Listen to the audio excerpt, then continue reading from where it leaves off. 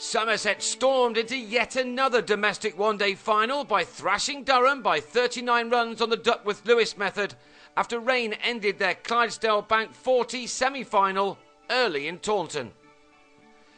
Dale Benkenstein won the toss and elected to have a bat first, but his side never got going once Somerset opened up superbly with the ball. That led to Mark Stoneman running himself out, courtesy of Chris Jones's direct hit from mid-off. Steve Kirby bowled a fine first spell to add to the pressure, and he deservedly claimed the wicket of Gordon Mutchell for a duck, which left Durham, the favourites for this match, on 15 for 2 after 4 overs. Such was the slow start by the visitors that they didn't even manage their first 4 until the 7th over, and this was the only one in the 8 overs of power play. Phil Mustard, normally such a clean striker of a cricket ball, scratched around for 30 deliveries in making 24 before he pulled Peter Trigo straight to Craig Macheda at deep mid-wicket. Paul Collingwood was also strangely out of sorts, and he turned a ball from Trigo into the hands of Murray Kartik at mid-wicket to leave Durham in big trouble on 44 for 4 after 11 overs. Had Kartik also held on to a chance at slip offered by Benkenstein before another run had been added, then the game would have probably been over in a flash. As it was, the Durham skipper and Ian Blackwell began to regroup. Benkenstein drove the final ball of the bowling power play for 4, but his side had found the rope only 3 times in the first 12 overs. Like his captain, Blackwell also had a life, although to be fair, George Dockrell did well to get a hand on this thumping drive from the former Somerset all-rounder. And slowly but surely, Durham recovered as batting became a little bit easier against the older ball. Blackwell led the way in typical fashion with the first 6 of the match. He was starting to find his range by now as he laid into the left-arm spin of both Dockrell and Kartik. The rate was beginning to pick up and the position seemed ideal for Benkenstein to take the batting power play, but for some reason he delayed it. He was still going for his shots, however, here hitting Kartik for a 6, as this pair added 85 in 14 overs. They were now on the move. Or at least they were until Blackwell, on 41 and looking dangerous, went for another big shot off Kartik but found Macheda instead.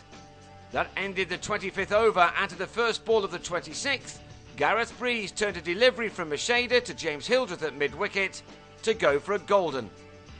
The only hope left now for Durham was their captain, who went to his 50 with his 4th 4.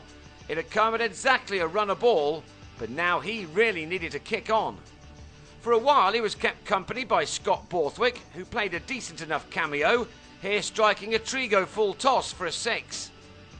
Benkenstein left his power play until the final 4 overs, and it backfired.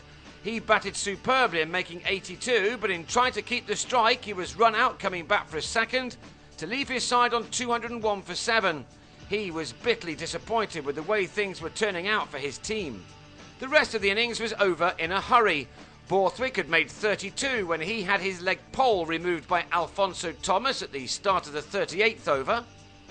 And Kirby finished it all off in the 39th, bowling a very full length. He dismissed Mitch Claydon off his pads, and he repeated the dose to Graham Onions 3 balls later to finish with figures of 3 for 31.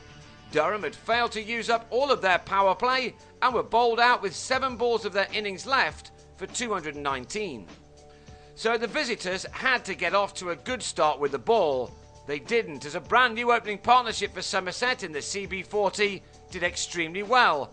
With no Marcus Trescothick, Craig Keyswetter or Nick Compton, Somerset opened up with Arul Sapaya and Chris Jones, and it looked as if they'd been batting together for a long time. Both played some exquisite strokes. They didn't slog or even look for the really big shot, but played the ball on its merit while timing their shots perfectly. Without breaking sweat against some misdirected bowling, they reached the 50 in the 6th over and took 63 runs off the 8-over power play in comparison to Durham's 29. They'd hit 10 fours to Durham's 1 at this point. So they were miles ahead, and with the rain on its way, they'd now had to make sure they remained so. Jones, though, was bowled by Callum Thorpe in the most unfortunate of manners for 33. But Trigo then came in and took the game further away from his opponents. Somerset had had a really disappointing week in both the T20 and the Championship, but all of that was now forgotten as they remained a long way ahead of the rate. Sapphire looked a class act, reaching his 50 off only 34 deliveries, with 7 superb boundaries included in that. It was this innings which confirmed his side's domination. Alas for him, he was out when he perhaps needlessly advanced down the pitch to Breeze and was stumped by a distance by Mustard. He went in the 19th over for 57 with a total on 125. The only thing which could have ruined Somerset's day was the weather. Thankfully for them, it stayed away until after the 20th over was completed, meaning that we now had a match on. Then after 27 overs, the rain did finally start to fall, and that was soon to be that. It had really made no difference, with Somerset seemingly coasting towards their target. They'd reached 165 for 3, having lost Hildreth for 16, and needed only 55 off the last 13 overs. The calculators were out, and when play was abandoned, Somerset had won by 39 runs. That's a big victory by Duckworth and Lewis. So yet again they go into the final, their 4th in a row in domestic cricket.